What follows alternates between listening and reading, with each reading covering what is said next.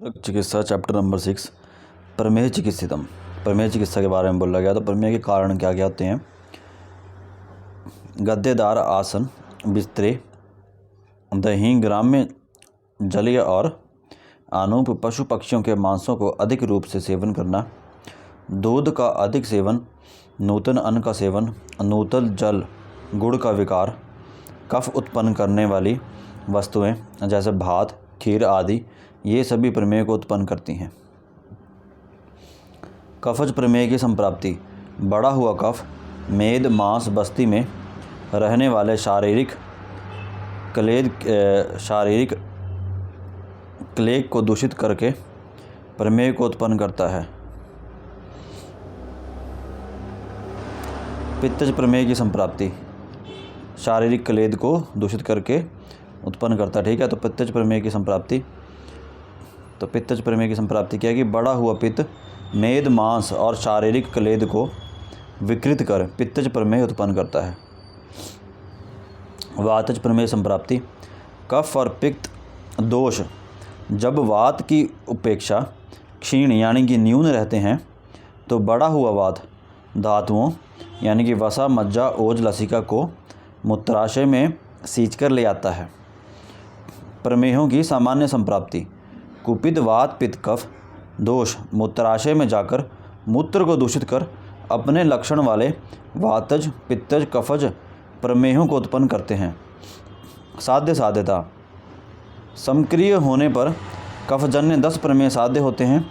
विषम क्रिय होने पर पित्तजन्य 6 प्रमेह याप्य होते हैं और महात्यय होने पर वातजन्य 4 प्रमेह असाध्य होते हैं।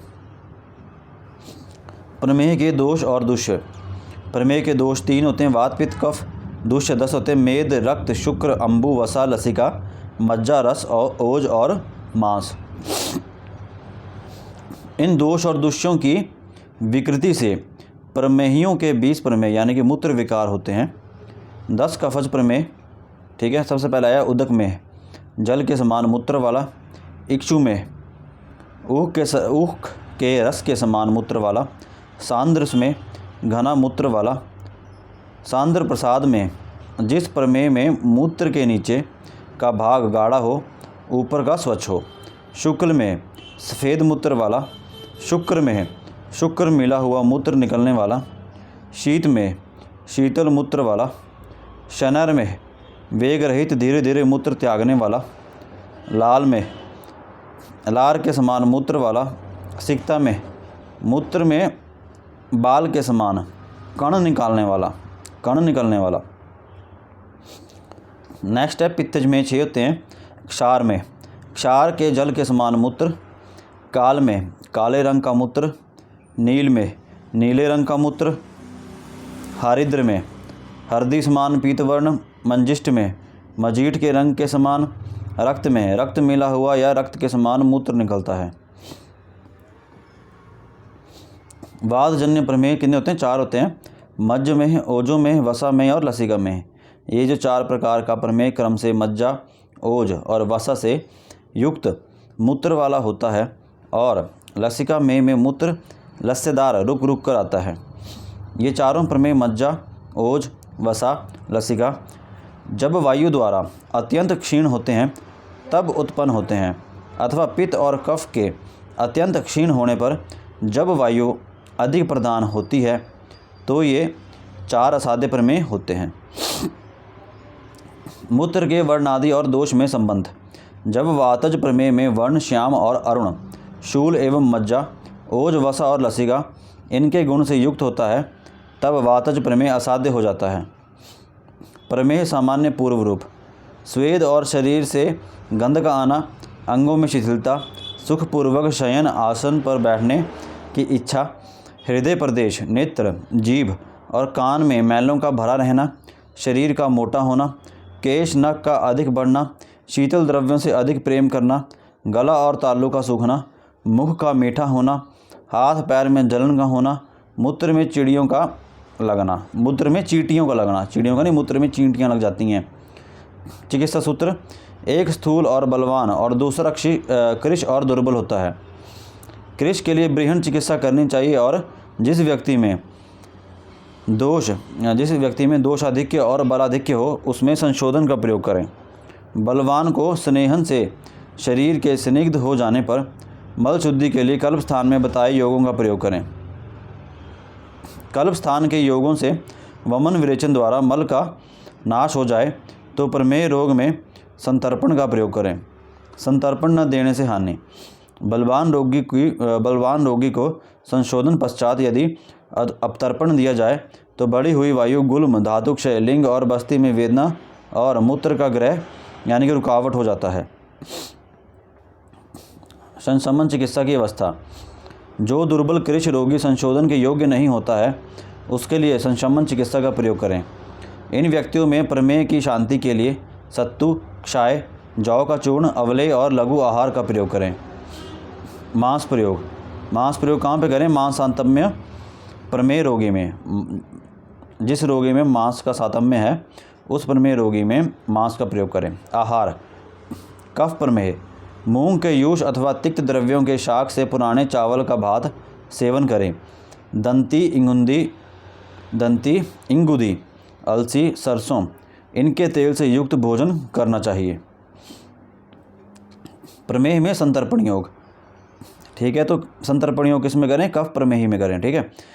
यव कूटकर भूसी निकालकर रात्रि पर्यंत त्रिफला क्वाथ में भावित कर उससे बनाए हुए सत्तू में मधु मिलाकर सीधू में घोलकर प्रमेह नाश के लिए प्रमेही को पीना चाहिए।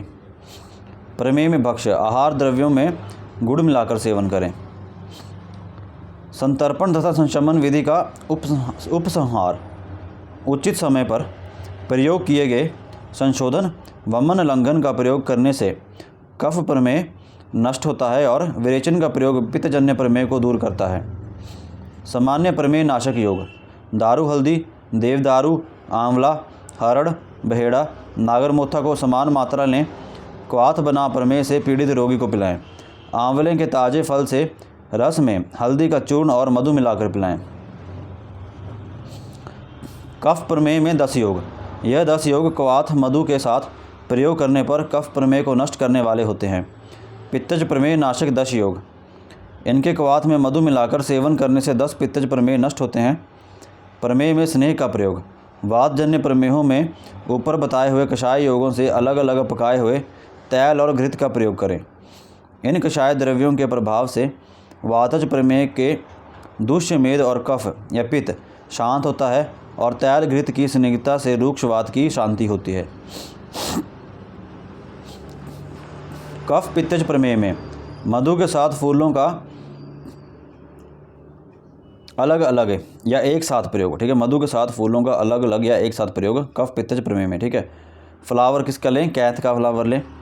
कबीला, छतीवन की छाल, शाल की छाल या बहिरा तथा रोहेड़ा की छाल, क्रुया की छाल अथवा कफ पित्त में कबीला आदि द्रव्यों का कल्क बनाकर एक अक्ष यानी कि तोलक की मात्रा में लेकर ताजे आंवलों के फलों के स्वरस में घोलकर समय से पान करना चाहिए। वातज प्रमेह में स्नेह। कफ पित्त का अनुबंध देकर स्नेह विधि की कल्पना करें।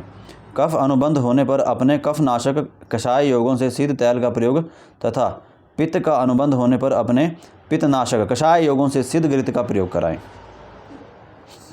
त्रिकंटकाद्य स्नेह। कफज और वातज प्रमेह में गोखरू आदि के क्वाथ और कल्क से विधिपूर्वक निर्मित तेल का सेवन करना चाहिए तथा पित्तज प्रमेह हो तो इन्हीं सभी द्रव्यों के क्वाथ और कल्क से घृत और तैल यानी कि यमक को सिद्ध कर सेवन करना चाहिए। फल त्रिकादि क्वाथ। क्वाथ में हाथी का कल्क डालकर क्वाथ में क्वाथ में हरती का कल्क डालकर क्वाथ सिद्ध करें और पान करते समय मधु मिलाकर पिलाएं। लोधरासव या मदवासव। द्रव्यों को एक एक कर्श लेकर एक द्रोण जल में क्वाथ बनाएं। चतुर्थांश रहने पर उतारकर छान लें। इस कषाय में क्वाथ के आधा शहद मिलाकर एक घृत भावित पात्र में रखकर उसका मुख बंद कर भूमि के अंदर अथवा धूप में 15 दिन रखें। अतः छान कर बोतल में रखकर 2 पल यानी कि 16 तोला की मात्रा में सेवन करने से यह माधवासव कफ और पित्तजन्य प्रमेह को नष्ट करता है। दंत्यासव, लोद्रासव के द्रव्यों को एक एक कर्ष की मात्रा में लेकर दंती का मूल 8 पल डालकर क्वाथ निर्माण किया जाए और क्वाथ के आधा मधु और 8 पल मिश्री मिलाकर संधान करने से दंत्यासव तैयार होता है। भल्लातक आसव, ऊपर द्रव्य 2-2 कर्ष मात्रा में, बिलावा 4 पल की मात्रा में लेकर लोद्रासव की विधि से ही क्वाथ बनाकर क्वाथ से आधा मधु और 8 पल मिश्री छोड़कर संधान करने से भल्लातक आसव तैयार होता है। ठीक है, तो ये जो दंत्यासव और भल्लातक आसव हैं, इनका कफ पित्त उत्पन्न प्रमेहों में उपयोग करना चाहिए। ठीक है, अब नेक्स्ट है प्रमेह में उदकपान। सभी प्रकार के प्रमेह रोग में सारोदक, कुशोदक, मधु का शरबत, त्रिफला का क्वाथ अथवा स्वरस, सीधु उत्तम पुराना मुनक्का से बने हुए मद्य का सेवन करें। संतर्पण जन्य प्रमेह में जांगल पशु पक्षियों के मांस को शूल्य और जौ से बनाए हुए अनेक प्रकार के भक्ष्यों का सेवन कराएं तथा संशोधन, अरिष्ट, कषाय और अवलेहों के प्रयोग से संतर्पण जन्य प्रमेहों को शांत करें। प्रमेह में यव प्रयोग, ठीक है, तो प्रमेह नहीं होते हैं, यव प्रमेह में अगर यव का प्रयोग करें तो प्रमेह जो है वो नहीं होते हैं। विशेष व्यवस्था, सूत्र स्थान के 33वें अध्याय में संतर्पण से उत्पन्न होने वाले रोगों में जो त्रिफला आदि द्रव्यों का विधान बताया है तथा मेदस्वी व्यक्तियों के लिए जिन आहार विहारों का उपदेश किया है, उन सब सिद्ध प्रयोगों को कफ और पित्तजन्य प्रमेह में रोक्षण क्रिया के लिए प्रयोग करना चाहिए। नेक्स्ट है अपतर्पण। बढ़े हुए क्लेद और कफ को प्रमेह का कारण समझकर वैद्य को कफ और पित्तजन्य प्रमेह में अपतर्पण कराना चाहिए। वातिक प्रमेह की चिकित्सा। प्रमेह रोग में धातुओं के अत्यंत क्षीण हो जाने पर बढ़ी हुई वायु जिन प्रमेहों को उत्पन्न करती है वे असाध्य प्रमेह होते हैं। प्रमेह तथा मूत्रगत रक्तपित्त में भेद। बिना प्रमेह रोग के पूर्व रूप हुए ही हल्दी के समान रक्त मिला हुआ मूत्र निकलता हो तो इस प्रकार मूत्र त्याग करने वाले पुरुषों को प्रमेह रोग नहीं है ऐसा समझें। इस प्रकार का मूत्र निकलना रक्तपित्त का प्रकोप है, अर्थात रक्तपित्त रोग है। प्रमेह का साक्षेप निदान। प्रमेह रोग में यदि मूत्र मधुर सपिच यानी कि झागयुक्त मधु के समान दिखाई पड़ता हो तो इसमें 2 प्रकार का विचार किया जाता है। यदि धातु या दोष दूषों के क्षीण होने पर इस प्रकार का लक्षण हो तो उसे वातजन्य प्रमेह का उपद्रव समझा जाता है। यदि संतर्पण आहार विहार के सेवन करने से ये लक्षण उत्पन्न होते हैं तो उसे कफजन्य प्रमेह का उपद्रव समझें। प्रमेह में साध्यता। पूर्व रूप के साथ कफज और पित्तज प्रमेह तथा क्रम से उत्पन्न वातज प्रमेह साध्य नहीं होते हैं। पित्तज प्रमेह याप्य होते हैं, किंतु यदि पित्तज प्रमेह में मेद अधिक दुष्ट न हो तो पित्तज प्रमेह साध्य होता है। प्रमेह एक कुलज विकार है। सहज प्रमेही अथवा मधुमेही साध्य नहीं होते हैं क्योंकि उनका प्रमेह बीज दोष के कारण होते हैं। प्रमेहजन्य पीड़िका की व्यवस्था। सूत्र स्थान के 17वें अध्याय में अलग जो 7 प्रकार के प्रमेह पीड़िकाओं को उल्लेख किया है उनकी चिकित्सा कुशल शल्य शास्त्र के ज्ञाता चिकित्सक से शस्त्र द्वारा संशोधन तथा रोपण औषधों के द्वारा चिकित्सा करनी चाहिए। और लास्ट में आता है अध्याय का उपसंहार कि हमने अध्याय में क्या क्या कवर करा। तो प्रमेहों के कारण करे दोष, दुष्य, साध्यता, पूर्व रूप, 2 प्रकार के प्रमेह, 2 प्रकार की उनकी चिकित्सा, उन प्रमेहों के लक्षण, उनमें चिकित्सा न करने से दोष, आहार के लिए जौ के अनेक प्रकार के विकार, मंथ, प्रमेह नाशक कषाय, योग, तैल, घृत और अवले का योग, अन्य भक्ष्य पदार्थ, उत्तम और सिद्ध आसव के अनेक प्रकार की विधियाँ, स्नान, उपटने, सुगंध द्रव्यों का शरीर में आलेपन, इन सभी का उल्लेख प्रमेह रोग की शांति के लिए किया गया है। और फटाफट हम एक बार रिवाइज करेंगे। ठीक है, प्रमेह चिकित्सम चैप्टर नंबर 6। कारण क्या होते हैं? गद्देदार आसन, बिस्तरे, दही, ग्राम्य, जलीय और आनूप पशु पक्षियों के मांसों को अधिक रूप से सेवन करना, दूध का अधिक सेवन, नूतन अन्न, नूतन जल, गुड़ का विचार, कफ उत्पन्न करने वाली वस्तुएं जैसी भात, खीर आदि ये सभी प्रमेह को उत्पन्न करती हैं। कफज प्रमेह संप्राप्ति। बढ़ा हुआ कफ मेद मांस बस्ती में रहने वाले शारीरिक क्लेद को दूषित कर प्रमेह को उत्पन्न करता है। पित्तज प्रमेह की संप्राप्ति।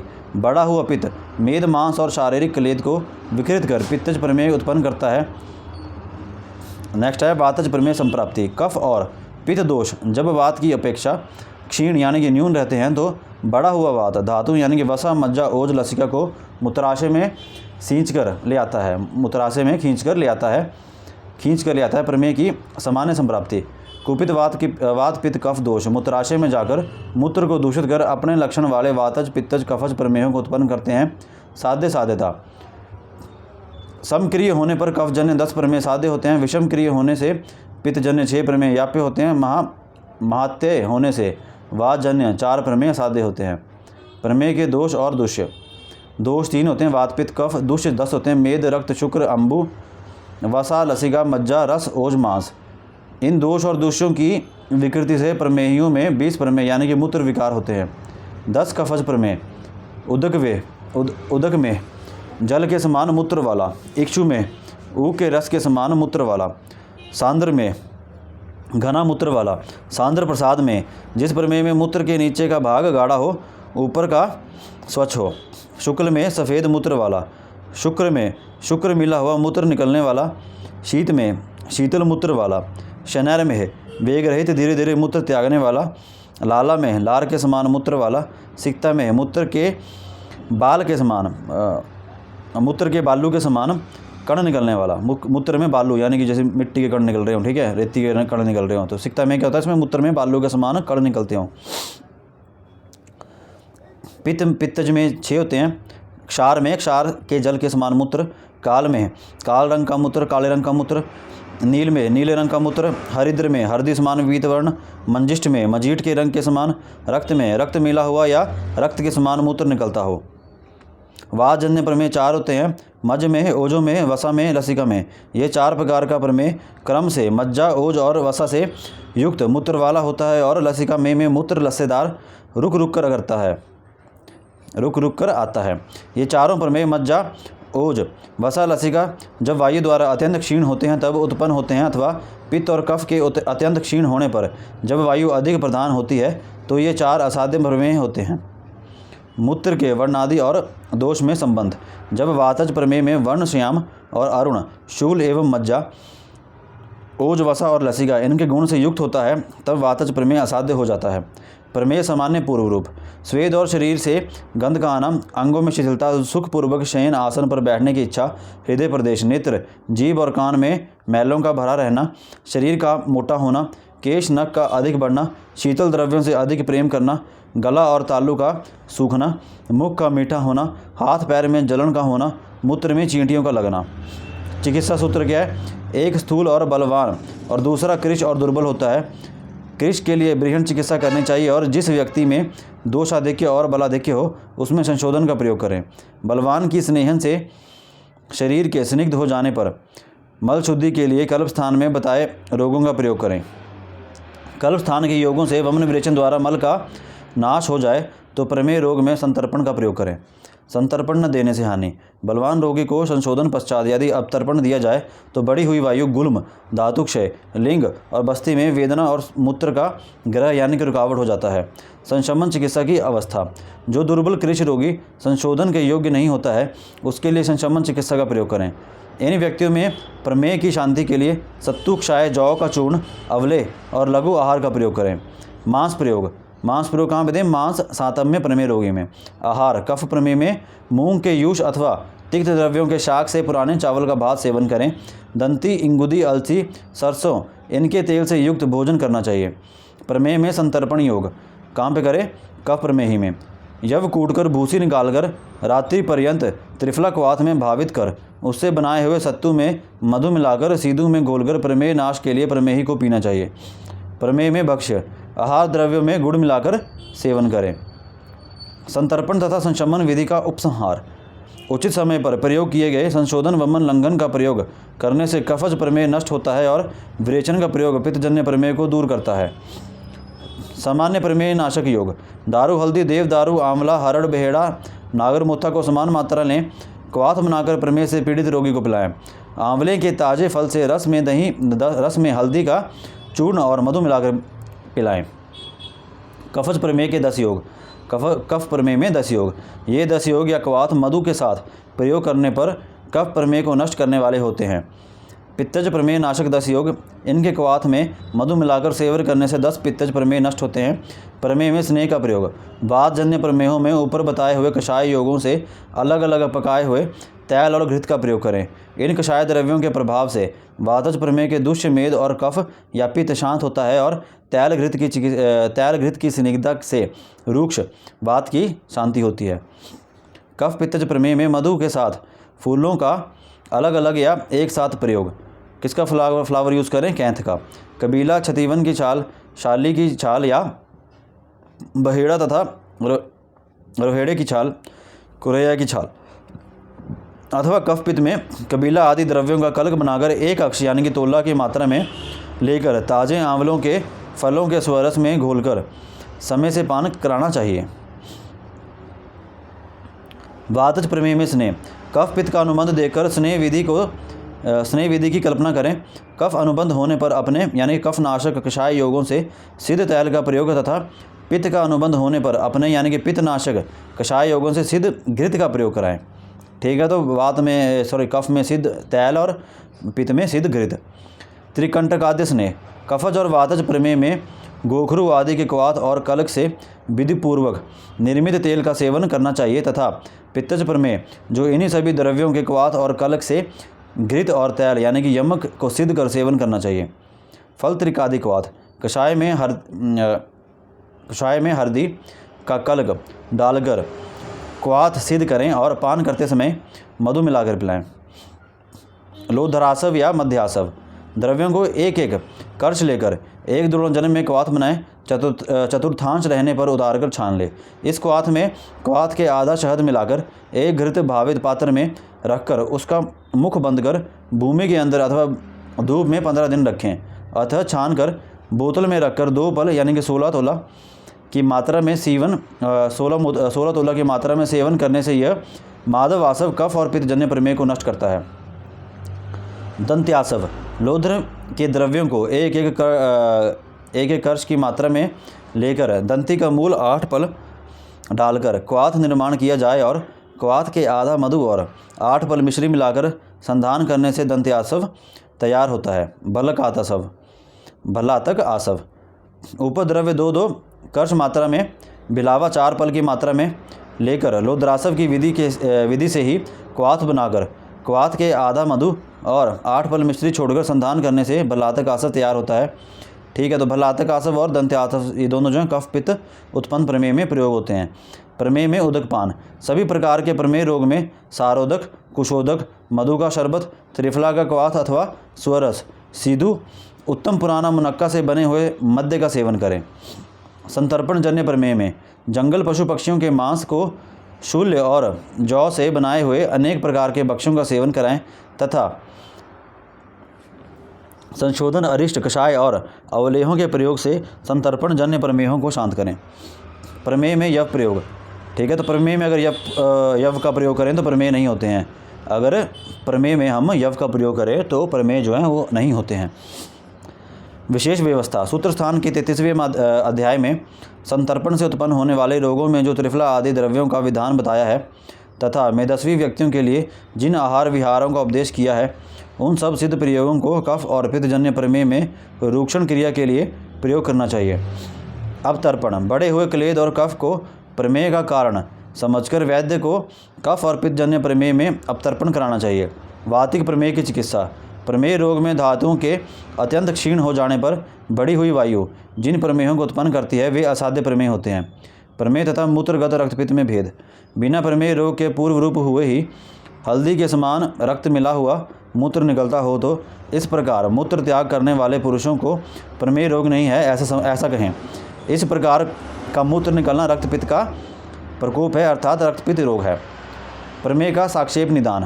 प्रमेय रोग में यदि मूत्र मधु स्निग्ध यानी कि झागयुक्त मधु के समान दिखाई पड़ता हो तो इसमें 2 प्रकार का विचार किया जाता है। यदि धातु या दोष दूषों के क्षीण होने पर इस प्रकार का लक्षण हो तो उसे वाजन्य प्रमेय का उपद्रव समझा जाता है। यदि संतर्पण आहार विहार के सेवन करने से ये लक्षण उत्पन्न होते हैं तो उसे कफजन्य प्रमेय का उपद्रव समझें। प्रमेय में साध्यता। पूर्व रूप के साथ कफज और पित्तज प्रमेय तथा क्रम से उत्पन्न वातज प्रमेय साध्य नहीं होते हैं। पित्तज प्रमेय व्याप्य होते हैं, किंतु यदि पित्तज प्रमेय में मेद अधिक दुष्ट न हो तो पित्तज प्रमेय साध्य होता है। प्रमेय एक कुलज विकार। सहज प्रमेय ही अथवा मधुमेही साध्य नहीं होते हैं, क्योंकि उनका प्रमेय बीज दोष के कारण होते हैं। प्रमेय जन्य पीड़िका की व्यवस्था। सूत्र स्थान के 17वें अध्याय में अलग जो 7 प्रकार के प्रमेय पीड़िकाओं का उल्लेख किया है, उनकी चिकित्सा कुशल शल्य शास्त्र के ज्ञाता चिकित्सक को शस्त्र द्वारा संशोधन तथा रोपण औषधों के द्वारा चिकित्सा करानी चाहिए। अध्याय का उपसंहार। प्रमेयों के कारण दोष दुष्य साध्यता। पूर्व रूप 2 प्रकार का प्रमेय, 2 प्रकार की उनकी चिकित्सा, उन प्रमेयों के लक्षण, उनमें चिकित्सा न करने से दोष, आहार के लिए जौ के अनेक प्रकार के विकार, मंथ, प्रमेय नाशक कषाय योग, तैल घृत और अवलेख योग, अन्य भक्ष्य पदार्थ, उत्तम और सिद्ध आसव के अनेक प्रकार की विधियाँ, स्नान, उपटने, सुगंध द्रव्यों का शरीर में आलेपन, इन सभी का उल्लेख प्रमेय रोग की शांति के लिए किया गया है। ठीक है, तो इसी के साथ हमारा चैप्टर जो है ख़त्म हो रहा है। ठीक है, तो जितनी बार आप वीडियो को देखेंगे, रिपीट पे देखेंगे, उतनी बार अच्छा, क्योंकि मैंने स्लो भी बोला है और फास्ट भी बोला है। एंड में जब रिवीजन कर रहा है तो फास्ट कर रहा है। ठीक है, तो क्या होता है कि कई पॉइंट्स ऐसे होते हैं जो हमें जब हम स्लो पढ़ते हैं तभी समझ में आते हैं। कुछ पॉइंट्स ऐसे होते हैं साइकोलॉजिकली जब हम फास्ट पढ़ें तभी समझ में आएंगे। ठीक है, तो स्लो और फास्ट दोनों तरीके से पढ़ना चाहिए इंसान को। कुछ पॉइंट्स ऐसे होते हैं जो सुनकर याद रहते हैं, कुछ पॉइंट्स ऐसे होते हैं जो कोई दूसरा बोले तो समझ में नहीं आते, खुद से पढ़ के आते, तो वहाँ पे वीडियो पॉज कर ली। ठीक है, खुद से समझने की कोशिश करें कि क्या बोल रहे हैं, क्या बोला जा रहा है यहाँ पे जो है। ठीक है, और मेन पॉइंट्स कवर किए हैं। ठीक है, अभी जो है फर्स्ट लेवल की वीडियोज़ डल रही हैं। यहाँ पे सिर्फ चरक चिकित्सा के सिर्फ और सिर्फ जो श्लोकों के जो हिंदी में उच्चारण है, जो हिंदी में इनकी मीनिंग्स दिए गए हैं। ठीक है, जो जिसे क्या बोलते हैं डिकोडेड हमारे जो श्लोक होते हैं, श्लोकों की जो हिंदी में व्याख्या की गई है, हाँ हिंदी में जो व्याख्या की गई है। ठीक है, तो सिर्फ उसी का वर्णन किया, कोई विमर्श नहीं, कुछ नहीं। विमर्श में कोई बड़ा ही मुझे लगे कि बहुत इंपॉर्टेंट पॉइंट है तभी मैं लिखता हूँ, नहीं तो अभी सिर्फ फर्स्ट लेवल में सिर्फ इतने करेंगे हम। फिर उसके बाद जब सेकंड लेवल की रिवीजन शुरू करेंगे तो उस टाइम हम बीच बीच में मोस्ट इंपॉर्टेंट श्लोक करेंगे। उस टाइम भी हम विमर्श नहीं पकड़ेंगे, हम विमर्श पकड़ेंगे तीसरी या चौथी रीडिंग में। ठीक है, तो अभी हम ऐसे लेवल बढ़ाते जाएंगे। ठीक है, तो अभी जो है रिलैक्स होकर पढ़ें इसको। अगर आपको कभी लगता है कि यार बहुत स्लो हो रहा है तो यूट्यूब पे जो होता है स्पीड का ऑप्शन होता है। ठीक है, तो उस पर 1.25 स्पीड कर लें, 1.5 स्पीड कर लें, पर आपको मुझे लगता है कि करने की ज़रूरत नहीं पड़ेगी। लेकिन अगर हाँ लगता है कि करने की ज़रूरत है तो कर सकते हैं। ठीक है जी, थैंक यू।